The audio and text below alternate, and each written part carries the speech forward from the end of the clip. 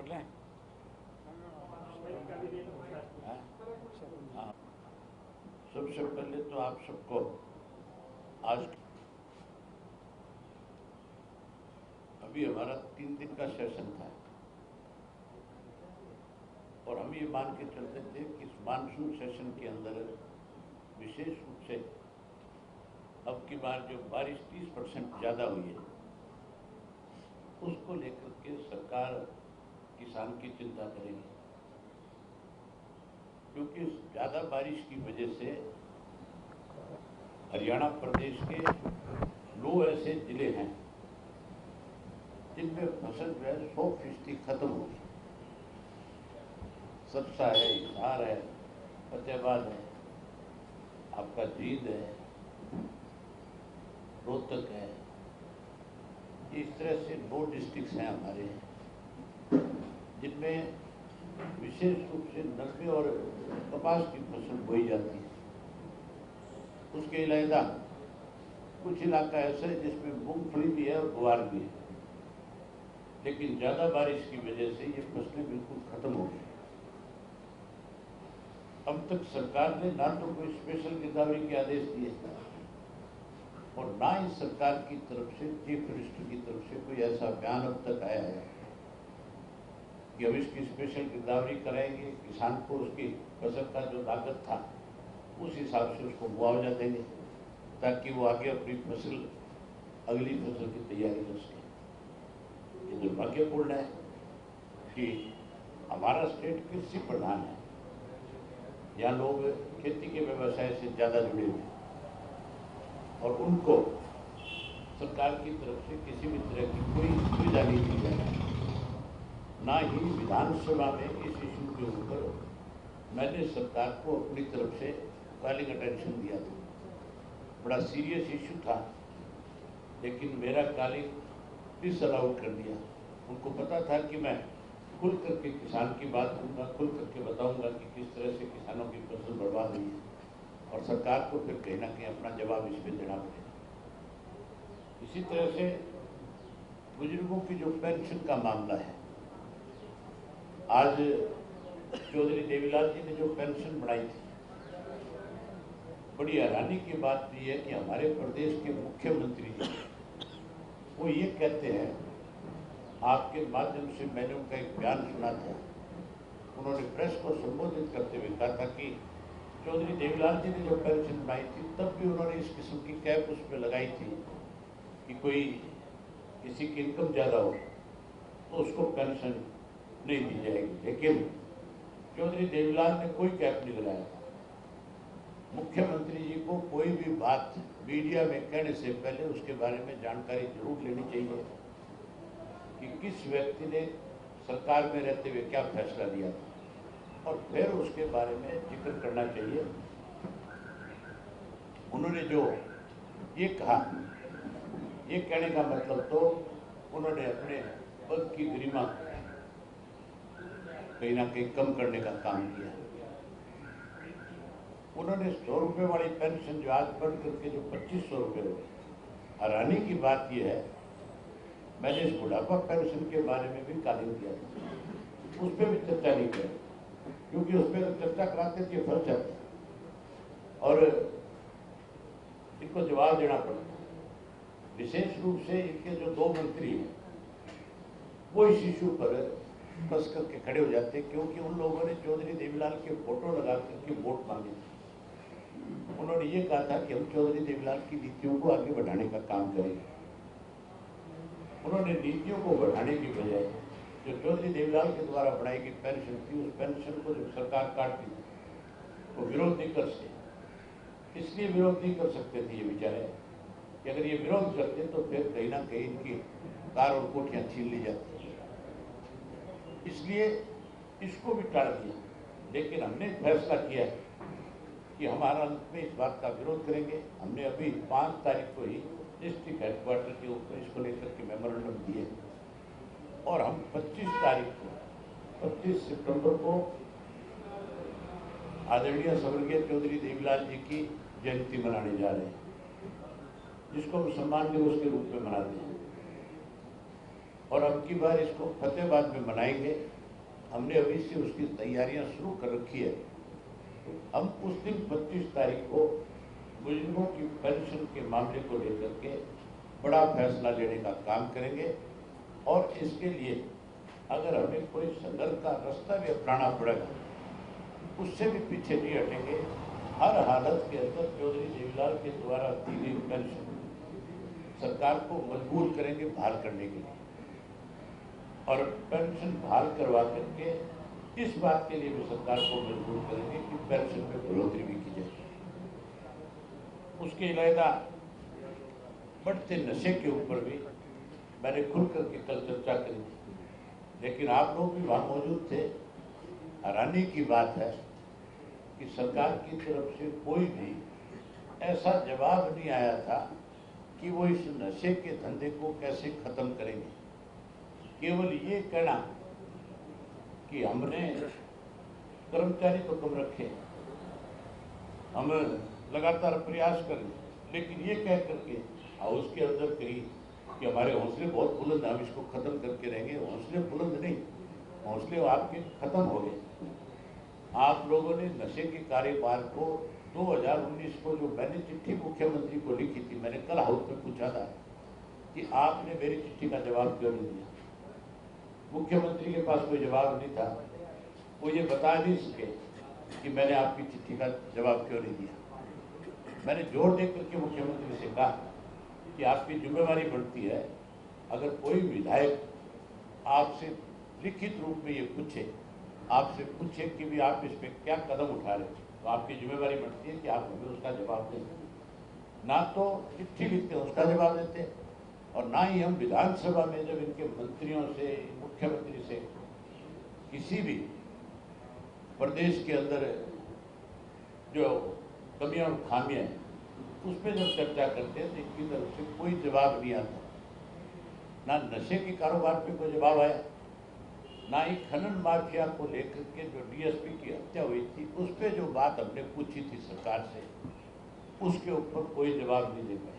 हमने जितने सप्लीमेंट्री पूछे, एक भी सप्लीमेंट्री का मिनिस्टर ने खड़े होकर के जवाब नहीं दिया, बताया नहीं कि ये जो कमियां और खामियां आप उजागर कर रहे हो उसका कोई जवाब नहीं दे पाए।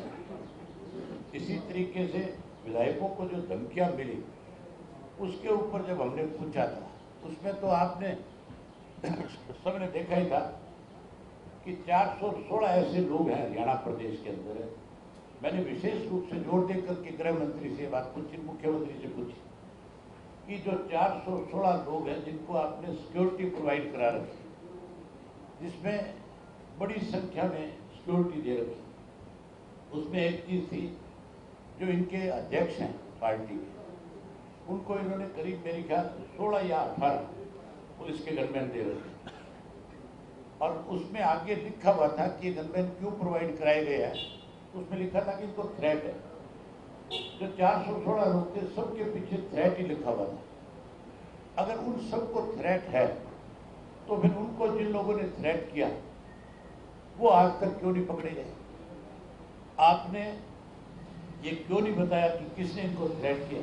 केवल थ्रेट लिख करके, सिक्योरिटी दे करके कहीं आप अपने लोगों को मतलब वीआईपी बनाना चाहते हो, दिखाना चाहते हो कि ये बदमाश भी वीआईपी है जिनको सरकार ने सिक्योरिटी दे रखी। ऐसे अनेक लोग थे जिनका किसी भी पद से कोई सरोकार नहीं है, जिनको सिक्योरिटी देना तो दूर की बात है, उन जैसे लोगों की इंक्वायरियां होनी चाहिए कि ये लोग किस किस्म के लोगों के साथ संबंध रखते हैं।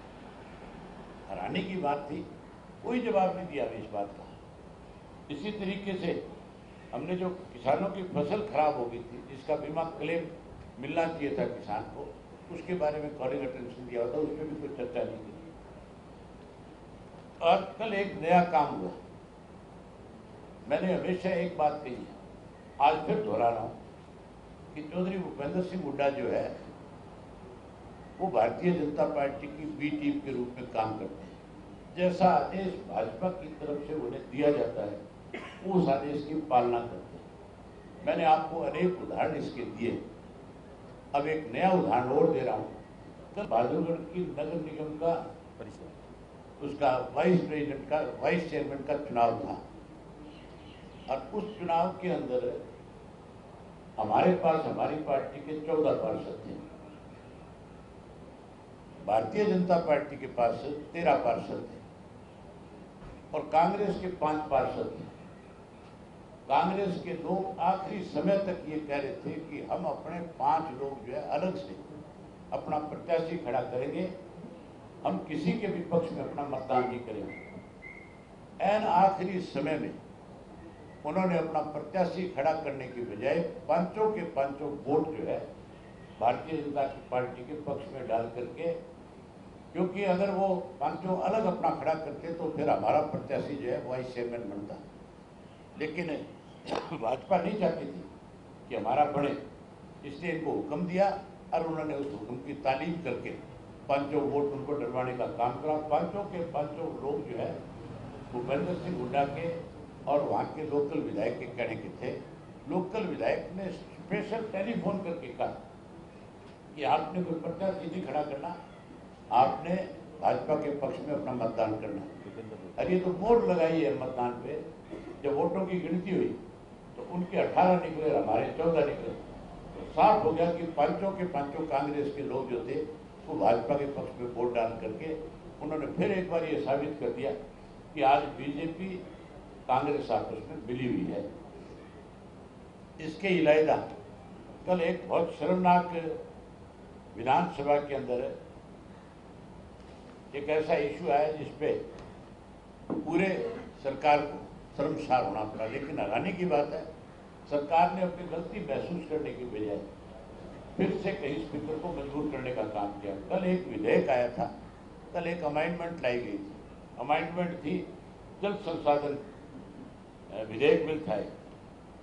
उसमें जल संसाधन में क्या करना चाह रहे थे वो भी मैं आपको बताना चाहूँगा।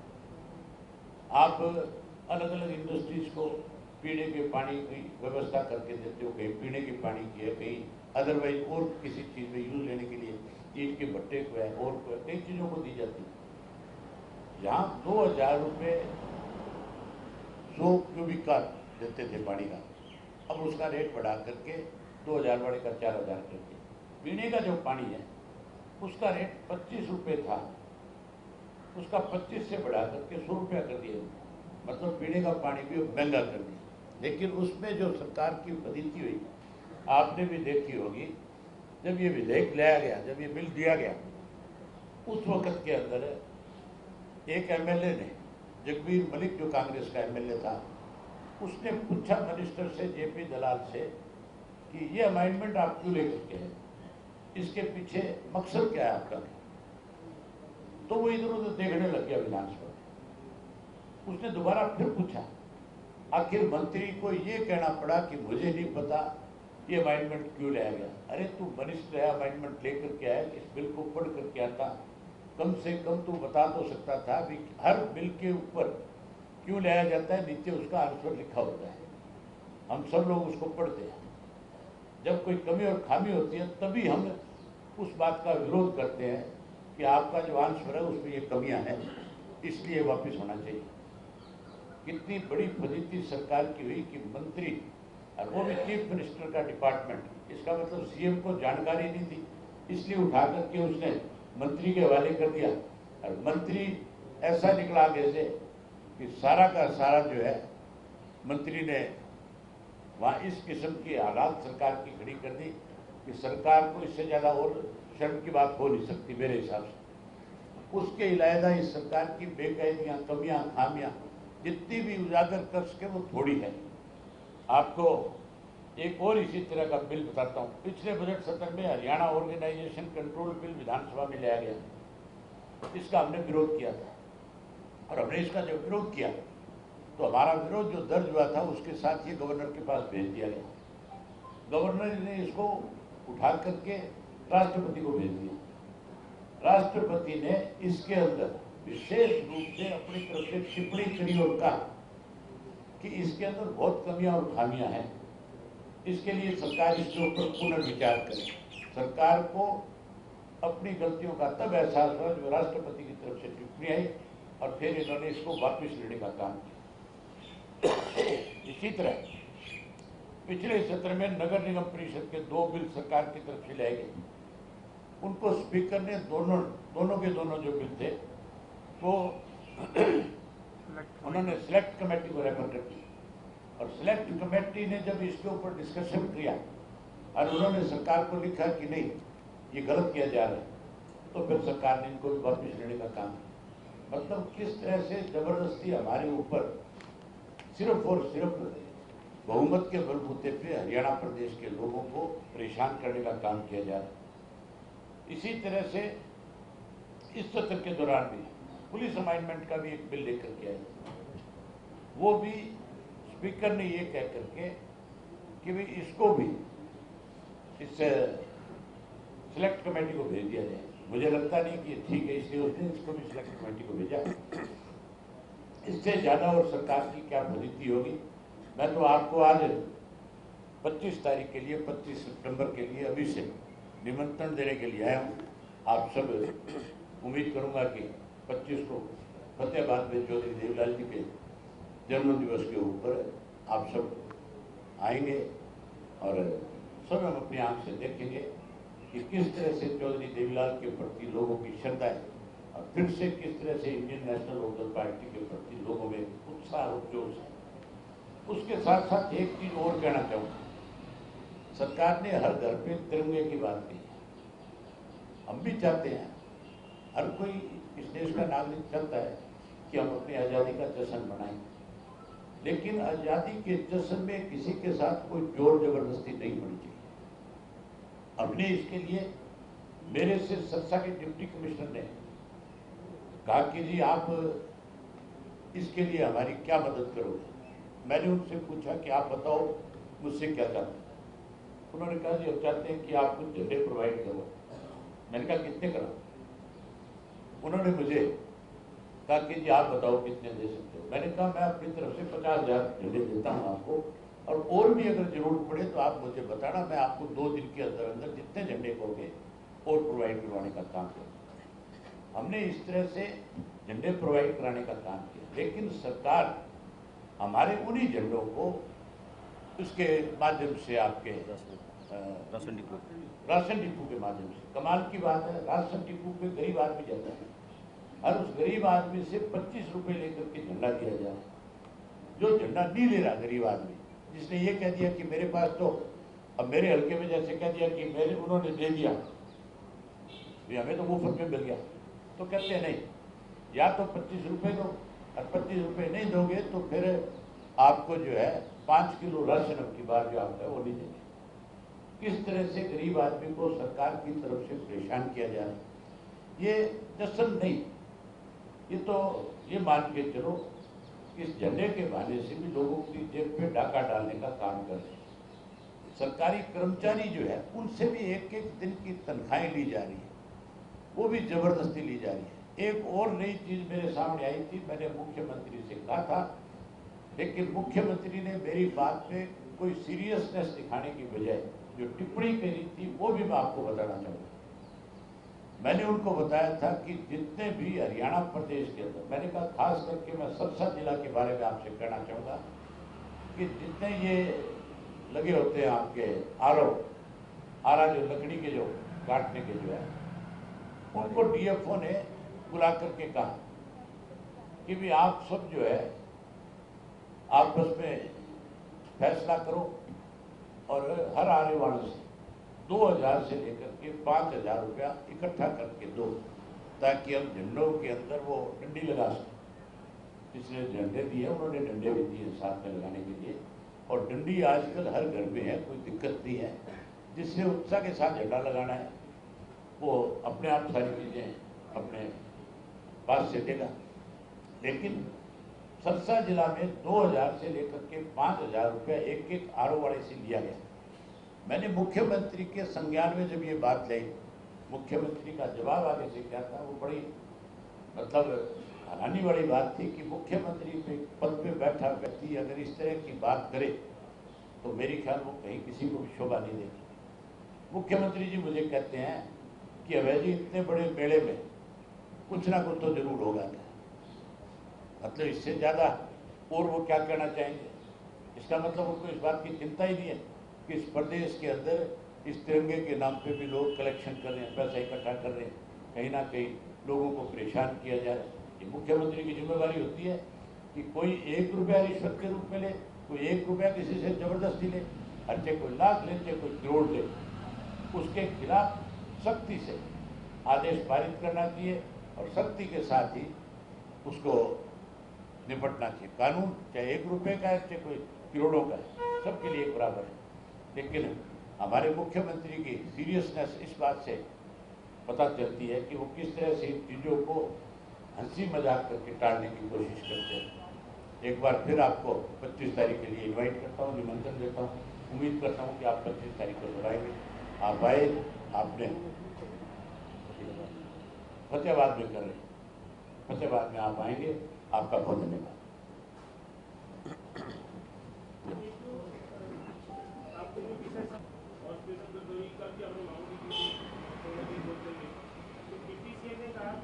सामान्य गिरफ्तारी चल रही है, वो स्पेशल कटोरी की तो बात ही नहीं आई, सामान्य गिरफ्तारी के ऊपर तरीके से अगर आपने केस सुना हो तो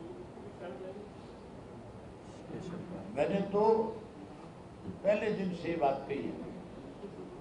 हमारे यहाँ बहुत सारे किसान ऐसे हैं जिन्होंने नरमा और कपास बो रखा है।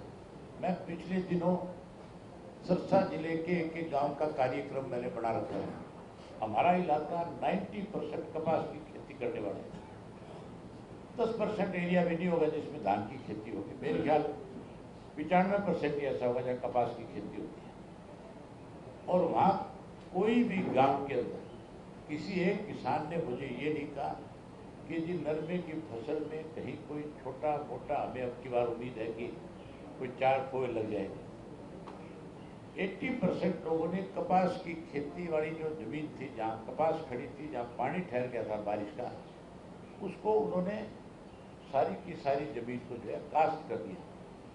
तो उसकी गिरदावरी होनी पहले सबसे ज़्यादा जरूरी है कि जिन्होंने कपास बोई थी, जिन्होंने खर्चा लगाया था, जिन्होंने खाद डाली, बीज डाला, ट्रैक्टर का तेल फूका, जिसमें पानी लगाए, जिसमें मजदूरी लगाई, उसको अगर कोई एक पैसा ही मुआवजे के रूप में नहीं मिलेगा तो वो किसान परेशान हो जाएगा, नहीं हो जाएगा।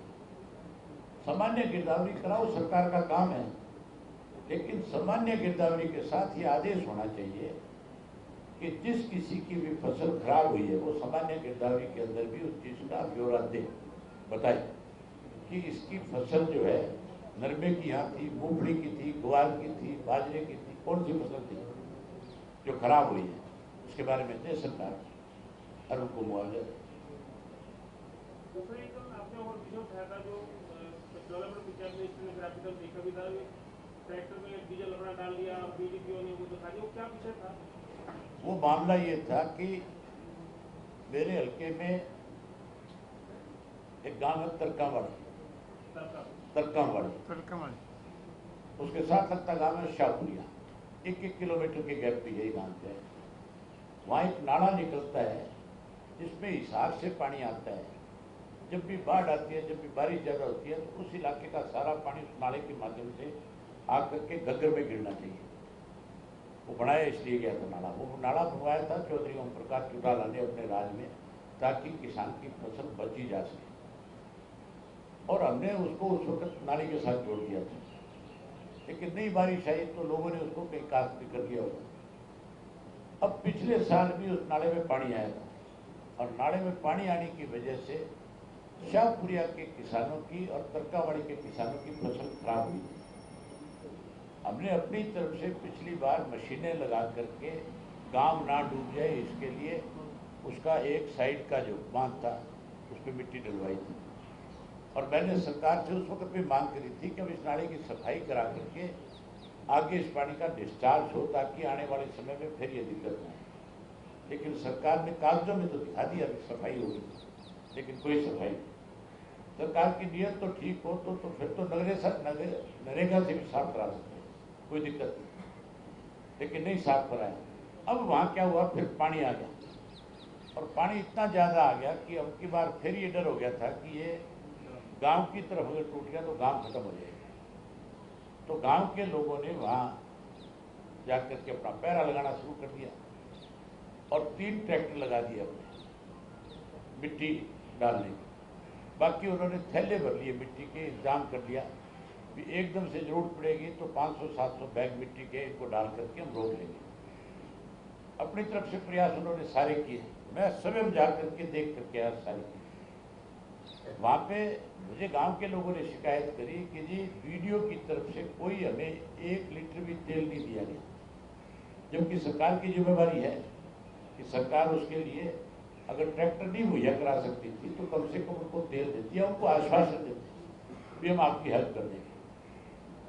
उन्होंने उल्टा वीडियो ने वहाँ पे जेसीबी दिखा दी, वहाँ पे पोकलेन दिखा दी, वहाँ पे 2-3 ट्रैक्टर दिखा दिए, ये सारे चल रहे हैं, उनका किराया दिखा दिया, उनके बिल पास कर दिए, उनको पैसे दे दिए, इस तरह का काम कर दिया। वो भी गांव के लोगों ने मुझे बताया, तो मैंने कल उसको मंत्री को बताया था कि इससे ज़्यादा बड़ी लूट, गांव डूबने लग रहे, लोग मरने लग रहे और तुम फर्जी बिल बनाने लगे, और क्या करोगे इस प्रदेश में, कैसे लूटोगे इसको? अभय सिंह जी, ये सम्मान दिवस समारोह में पहले नीतीश कुमार जी आते रहे हैं, क्या इस बार भी आने के लिए है नीतीश कुमार जी? आपको क्या लगता है नहीं आएंगे? मैं तो सोच रहा हूँ कि आना चाहिए। तो बिहार में जो चौधरी ओम प्रकाश चौटाला जी ने एक बात कही थी कि इस देश में तीसरा मोर्चा बनेगा। आप लोगों को नहीं जचती थी ये बात, आपको भी कहीं ये लगता था कि चौटाला साहब की उम्र दराज हो गई और अब शायद वो इस काम को आगे नहीं बढ़ा पाएंगे। उसकी शुरुआत होगी कि नहीं होगी, बढ़ गया कि नहीं बढ़ गया महागठबंधन? इसी से ही सबक लेगा पूरा विपक्ष। जिस तरह से भारतीय जनता पार्टी ने रीजनल पार्टियों को आहिस्ता आहिस्ता ईडी का डर दिखा करके, पैसे का लालच दे करके तोड़ना शुरू किया। जो शुरुआत इन्होंने सबसे पहले कर्नाटका में करी, कर्नाटका के बाद महाराष्ट्र में करी, गोवा में करी और इसके बाद झारखंड में करने का प्रयास किया और अब कहीं बिहार में भी इसी काम में लगे हुए। लेकिन नीतीश जी ने इनको सबक दिया है। लोगों को ये बात नीतीश कुमार जी ने साबित कर दी कि भाजपा जो है प्रजातांत्रिक मामले में विश्वास नहीं रखती। ये तो बड़े तानाशाह के रूप में काम कर रहे हैं, लेकिन उसका करारा जवाब मिला है। तीसरा मोर्चा हर हालत में बढ़ेगा, समय लगेगा। मैं ये नहीं कहता कि कोई 2 महीने में बढ़ जाए, 4 महीने में बढ़ जाए, लेकिन 2024 के चुनाव से पहले इस देश में तीसरा मोर्चा पक्का होगा। बिहार में अभी जो डेवलपमेंट हुआ है उसके बाद ये लग रहा है कि Nitish Kumar CM face, chief prime minister face 2024 में हो सकते हैं। क्या उस मोर्चे का आप हिस्सा बनेंगे? हम तो पहले दिन से इस बात के पक्षधर हैं कि तीसरा मोर्चा बने। हमारी तो सोच ही है। चौधरी देवीलाल ने ही इस देश में कांग्रेस का विकल्प ला करके दिया था और वो भी तीसरे मोर्चे के रूप में ला करके दिया था।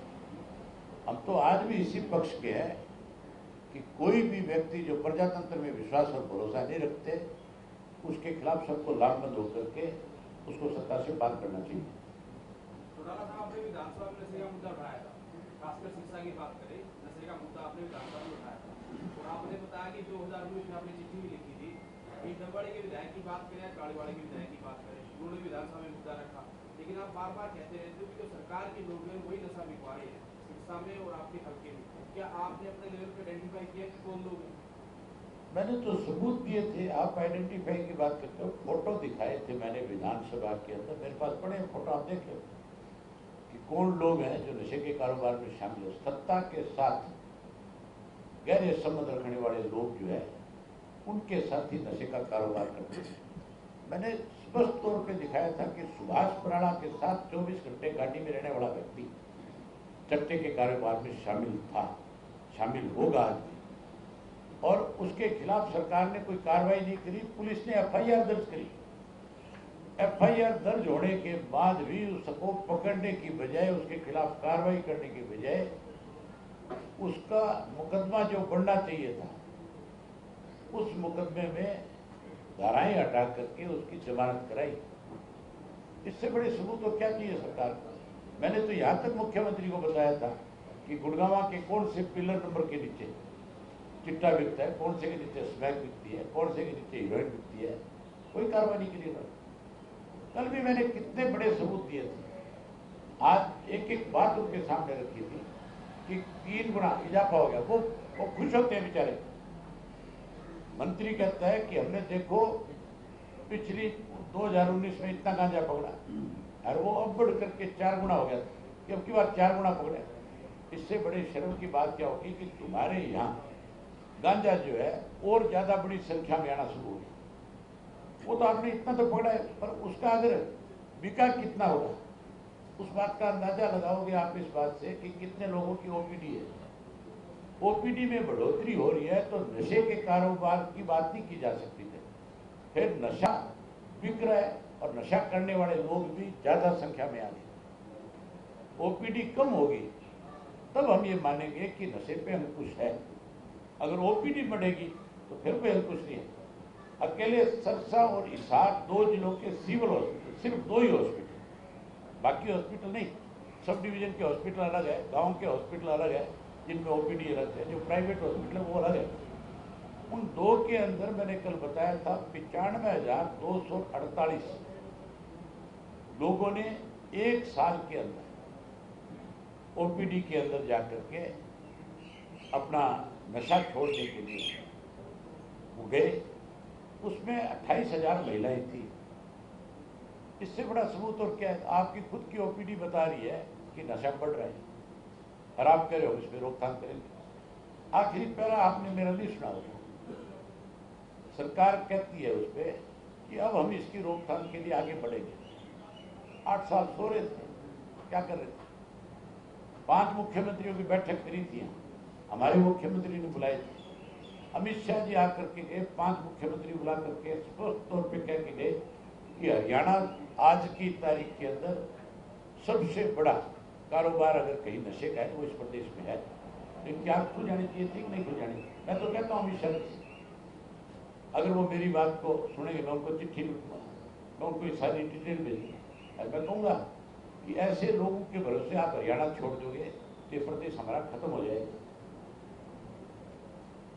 नगर निगम का चुनाव जो पंचकुला का था, सोनीपत का था, लगभग 1.5 साल से ज्यादा हो गया।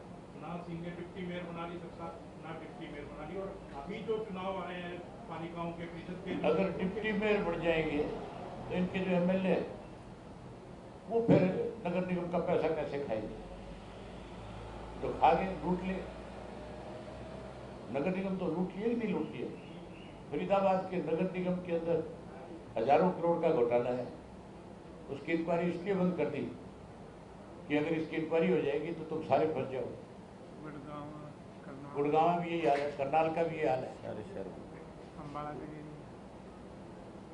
आप ये देखो ना, विधानसभा में बताया जा रहा था जो रजिस्ट्रियां 57,000 कुछ जो कोरोना काल में हुई थी, जिसमें 200 कुछ अधिकारियों को चपेटा गया था, उसमें क्लीन चिट दे दी ना इन्होंने। बोले हमने डिपार्टमेंट से इंक्वायरी करा ली, इसमें कोई दोषी नहीं। कैग की रिपोर्ट में दोषी पाए गए हैं। पहले सब मुख्यमंत्री ने ये बात स्वीकार करी है कि हाँ रजिस्ट्रियों के अंदर बहुत बड़ा गोलमाल हुआ है। इनका जो एसीएस है, जो आज चीफ सेक्रेटरी है, उन्होंने अपनी इंक्वायरी के अंदर कितने अधिकारियों को इसके लिए दोषी ठहराया। मतलब आप किसी एजेंसी को इंक्वायरी देने की बजाय विजिलेंस को दो, आप सीबीआई को इसकी इंक्वायरी सौंपो, उसको देने के बजाय अपने डिपार्टमेंट के अधिकारियों को, क्योंकि वो तो फंसते हैं, तो उन्होंने अपने आप ही सबको बचा देना, उनसे क्लीन चिट ले लेते हो। इसी तरह शराब घोटाले में होगी, आप देखना थोड़े दिन में रिपोर्ट आ जाएगी कि इसमें भी कोई कुछ गड़बड़ नहीं है। सीएजी की रिपोर्ट आई है ना, सीएजी की रिपोर्ट है घोटाले में, सीएजी की रिपोर्ट है, सेक्रेटरी से बड़ा घोटाला हुआ है। कल स्पीकर ने आपसे कहा कि आप अपनी सीमा में रहिए, वो कौन सी उस टाइम ऐसी बात थी जिससे उसको जरा तकलीफ हुई? उसी से पूछ ले जाके स्पीकर से, वही बता देगा आपको। स्पीकर को पता होना चाहिए विधायक की सीमाएं क्या है। हम विधानसभा में केवल इसलिए नहीं जाते कि वहां दस्तखत करके स्पीकर जो के उस बात को मान करके आ जाए। विधानसभा का हर सदस्य अपनी बात रखने के लिए स्वतंत्र है, और मैं अपनी बात जब रखता हूं तो मुझे कोई ये कहे कि आप सीमा में रह करके बात करो, तो वो शायद उसकी गलतफहमी है। मैं हर बात सीमा में रह करके करता हूँ, मुझे अच्छी तरह से पता है। ये तो दूसरी बात चुन करके इनको तो 6-7 साल बड़ी मुश्किल से, मैंने तो 25 साल काटे इस विधानसभा। अरे ऐसे ऐसे स्पीकर भी देखे हैं जो कहीं प्रजातंत्र में भरोसा ही नहीं रखते। एक आगम उपचुनाव होना, उसके लिए तैयार है आपकी पार्टी? चिंता ही ना कर, तू तारीख निकला।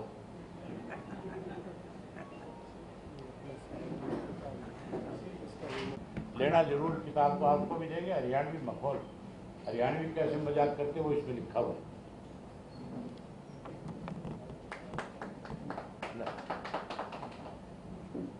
बहुत धन्यवाद। आप सबके लिए ना नाश्ते की व्यवस्था है, तो नाश्ता करके जाओगे प्लीज है।